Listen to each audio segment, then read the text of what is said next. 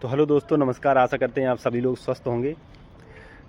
तो आज हम बात करने वाले हैं गोल्ड के बारे में कि गोल्ड में किन किन तरीक़ों से इन्वेस्टमेंट किया जा सकता है, किन जगहों पे करना बेस्ट रहता है और किन जगहों पे करने से हमें बचना चाहिए। सेबी की भी अभी गाइडलाइंस आई थी, पिछले वीडियो में बताया था आप सभी लोगों को। तो इन चीज़ों का ध्यान रखना बहुत ज़रूरी है। तो चलिए शुरू करते हैं। गोल्ड आप कई एक तरीके से दो तरीके से इन्वेस्ट कर सकते हैं। एक फ़िज़िकल गोल्ड होता है और एक होता है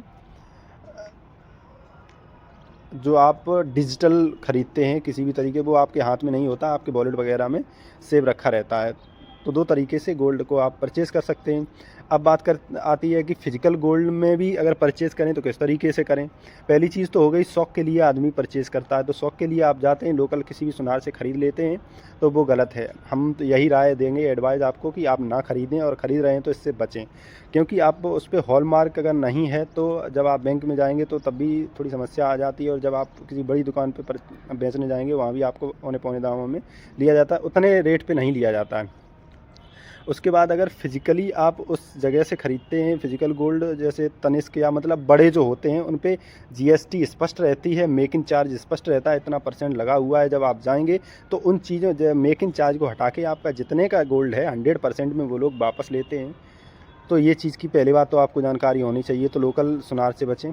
दूसरी बात, ये तो फिर आपने शौक़ के लिए ख़रीदा था, बात ख़त्म हो गई। अब आप जैसे वो इन्वेस्टमेंट के पर्पज़ से लोग फ़िज़िकल गोल्ड यानी कि जो हाथ में आने वाला सोना है वो ख़रीदना चाहते हैं, तो कैसा ख़रीदें। तो मैं आपको यही राय दूंगा, जैसे गोल्ड कॉइन्स यानी सोने के सिक्के हो गए, बिस्किट हो गए, उन्हें ख़रीदें, और वो भी ऑथराइज्ड, जहाँ सरकार द्वारा मान्यता प्राप्त है वहाँ से ख़रीदें। तो वहाँ पे जीएसटी जो भी लगती है वही आपसे लगेगी, कोई मेकिंग चार्ज या कोई भी एक्स्ट्रा नहीं लगेगा। जिस दिन आप उसको बेचने जाएंगे तो 100% रेट पे, आप जिस रेट में लिए थे उसी रेट में वापस होगा। जो मार्केट का रेट बढ़ा हुआ है उसका भी फ़ायदा आपको मिलेगा। अब बात करते हैं, ये तो फ़िज़िकली हो गया, आप फ़िज़िकली ऐसे ख़रीद सकते हैं और इन जगहों पे सही रहता है। जो मतलब मैंने एक एग्जांपल बता दिया, बाकी मार्केट के अंदर बहुत सर्टिफाइड जो सरकार द्वारा मान्यता प्राप्त हैं वहाँ पे सोना बेचते हैं वो लोग, तो वहाँ से ख़रीद सकते हैं। अब आती है डिजिटल गोल्ड की बात। डिजिटल गोल्ड मतलब आपको घर में नहीं रखना, उसकी टेंशन नहीं है कि मेरे घर में सोना है कभी चोरी हो जाएगी या कुछ भी हो जाएगा। तो उस चीज़ से बचने के लिए लोग डिजिटल गोल्ड को बाय करना प्रेफर करते हैं।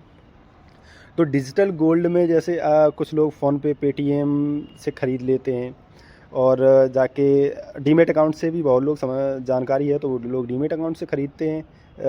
उनमें म्यूचुअल एसआईपी करते हैं, म्यूचुअल फ़ंड भी उनके डिजिटल गोल्ड के हैं, तो वो करते हैं। तो मैं आपको यही राय दूंगा कि फ़ोनपे, पेटीएम इत्यादि से जो आप सोना ख़रीद रहे हैं वो ना ख़रीदें। बाकी डीमैट अकाउंट से जो शेयर मार्केट में सोना बेचने वाले जो सोना सरकार बेचती है बॉन्ड या म्यूचुअल फ़ंड के रूप में, वो ख़रीदें, वो सही रहता है। क्योंकि उस पे सरकार की भी कहीं ना कहीं सेबी की नज़र रहती है। गाइडलाइंस के अनुसार वो सोना के रेट जो भी इंटरनेशनल मार्केट में कम ज़्यादा होंगे तो वो मैच करते रहते हैं।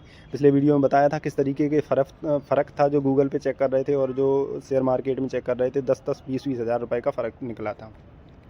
इसलिए वहाँ से भी बचें, और शेयर मार्केट से ही सीधा गोल्ड में चाहे एसआईपी करें, चाहे एक बार में ख़रीद के डाल दें, वो करें। और वो तो आपको रिटर्न रहेगा सोने का, वो रहेगा ही।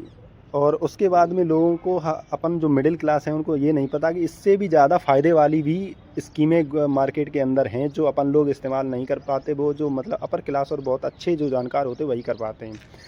तो इसलिए एक स्कीम आती है सोवरल गोल्ड बॉन्ड के नाम पे जी। ये गोल्ड बॉन्ड सरकार इशू करती है।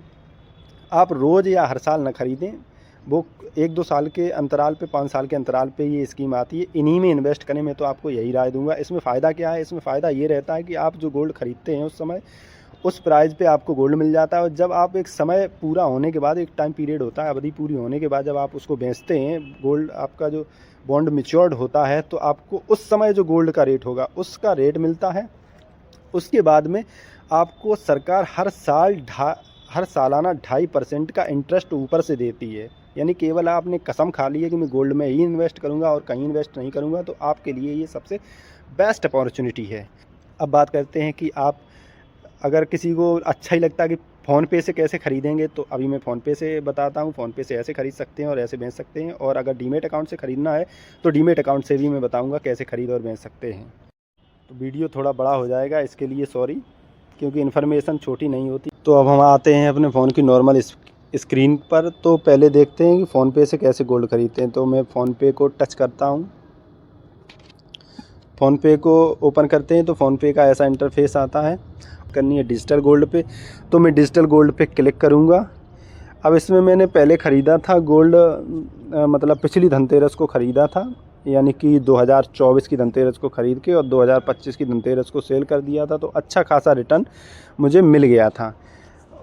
अब देखते हैं कैसे इसको बाई और कैसे सेल किया जा सकता है। और gold loan, monthly gold SIP, मतलब आप इसमें गोल्ड ख़रीद के अगर रखेंगे तो आपको इस पर लोन भी मिल जाएगा। और अगर उसी गोल्ड को आप गहने में कन्वर्ट करना चाहते हैं तो गहने में भी कन्वर्ट होके आपके पास गहने भी पहुंच जाएंगे डिलीवरी के माध्यम से। तो हमें पहले ख़रीदना है तो उस पर क्लिक करते हैं, बाई डिजिटल गोल्ड। तो इसमें इस समय का रेट चल रहा है 1,26,500 रुपये। तो अगर मैं 2,000 रुपये का गोल्ड ख़रीदूँगा तो 0.1534 ग्राम गोल्ड मिलेगा, प्लस 3% मुझे GST इस पे ऊपर से अलग से देनी पड़ेगी। तो आप समझ जाइए इस समय 1,26,000 का गोल्ड चल रहा है। अभी मैं इसी वीडियो में आपको बताऊंगा कि शेयर मार्केट में इसकी रेट क्या चल रही है। ये तो ख़रीदने का हो गया। अगर आप बेचना चाह रहे तो कितने का जाएगा। तो इस पर बैक करते हैं, और मेरे पास पहले से था इसलिए मैं इसको सेल के ऑप्शन पे मुझे डायरेक्ट कर देगा। अगर आप जाएंगे तो आपको नहीं, क्योंकि आपके पास है ही नहीं, तो सेल क्या करेंगे। तो सेल पे क्लिक करते हैं। तो इसमें देखिए सेल पे दिखा रहा है 1,22,000, यानी कि 3% का GST कम करने के बाद ये आपका रेट। अभी आप तुरंत बाई करके अगर इसको सेल करेंगे तो ये रेट आएगा। अब देखते हैं कि इंटरनेशनल मार्केट में गोल्ड का रेट क्या है। पहले उस पर क्लिक करते हैं। तो गूगल निकाला और गूगल पे क्लिक किया, गोल्ड रेट टुडे। तो ये 1,25,655 का इस समय रेट चल रहा है, और फ़ोनपे पे इतने का मिल रहा है। उसके बाद अगर आप इंटरनेशनल मार्केट यानी कि डीमेट अकाउंट में गोल्ड ख़रीदेंगे तो डीमेट अकाउंट में कितने का आया उस पर चलते हैं। तो इसे बैक किया। बैक करने के बाद मैं इसके डीमेट अकाउंट ओपन करता हूँ। डीमेट अकाउंट ओपन करेंगे, फिंगर लगाने के बाद तो आपका ये नीचे फ्यूचर ऑप्शन में जाएंगे। तो फ्यूचर ऑप्शन में 4 कमोडिटी मिलती हैं आपको। इसमें क्रूड ऑयल आ जाता है, नेचुरल गैस आ जाती है, सोना और चांदी आ जाती है। तो इस समय दिख रहा होगा आपको कि फिज़िकल जो गोल्ड का रेट इस समय जो मार्केट के अंदर है, इसमें आप ट्रेडिंग वगैरह भी कर सकते हो, वो अलग की चीज़ हो गई। तो 1,23,202 रुपये इस समय दिखा रहा है। तो यही अंतर आपको स्पष्ट दिखाई दे रहा होगा। अब देखते हैं, ये तो मान लो कमोडिटी, इसमें ट्रेडिंग वाला जो है उसमें दिखा रहा है। अब इसमें जैसे हमें म्यूचुअल फंड में गोल्ड में SIP करनी है तो उस पर जाते हैं।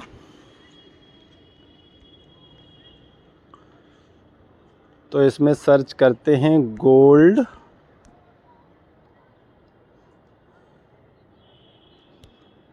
Mutual fund.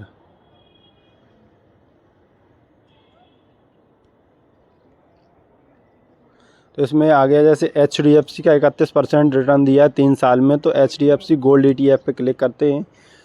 तो जैसे म्यूचुअल फंड में क्लिक किया तो म्यूचुअल फंड में इस समय गोल्ड गिरा है, तो माइनस में नीचे दिखा रहा, शो कर रहा है। और इसकी NAV यानी कि नेट एसेट्स वैल्यू इस समय 37 रुपये की है। इसमें वो नहीं दिखाता है कि कितने रुपए तोला इसमें चल रहा है, तो इसमें नहीं दिख रहा है। तो आप इसमें इन्वेस्ट कर सकते हैं। एक बार में एक वन टाइम होता है, एक लमसम होता है, एक SIP होती है। तो आप लमसम में कितने भी रुपए से कर सकते हैं गोल्ड में, और SIP मिनिमम 500 रुपये से आप शुरू कर सकते हैं। उसके बाद मैं कहूँगा सबसे जो बेस्ट ऑप्शन, इसमें SIP कर दीजिए आप मंथली, अगर गोल्ड प्रेमी हैं तो। उसके बाद हमेशा आप सोवरल गोल्ड बॉन्ड जब भी आता है मार्केट के अंदर, अगर आप गोल्ड प्रेमी हैं तो उसे ज़रूर लें और उसे ना छोड़ें। तो ये तो हो गया गोल्ड का इन्वेस्टमेंट। इसी तरीके से चांदी में इन्वेस्टमेंट होता है। तो वीडियो काफ़ी बड़ा हो गया, तो वीडियो यहाँ तक देखने के लिए आप लोगों का बहुत बहुत धन्यवाद। अगर वीडियो अच्छा लगा हो तो वीडियो को लाइक और चैनल को सब्सक्राइब करना ना भूलें, और ऐसे ही इन्फॉर्मेटिव वीडियो को देखने के लिए हमसे जुड़े रहें। धन्यवाद।